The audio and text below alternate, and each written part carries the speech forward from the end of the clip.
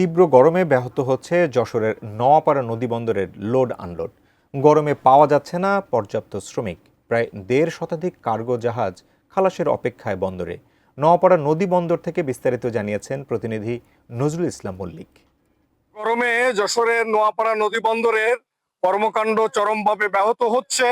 আমরা এখানে এসে যেটা দেখেছি, প্রত্যক্ষ এবং পরোক্ষভাবে 10,000 শ্রমিক লোড এবং আনলোডের কাজ করে থাকে। এখন এখানে অনেক ঘাটের কাজ বন্ধ রয়েছে, গরমে শ্রমিকরা আসছেন না। ১.৫ শতাধিক জাহাজ নোঙ্গর করে এখানে লোড আনলোডের জন্য অপেক্ষমান।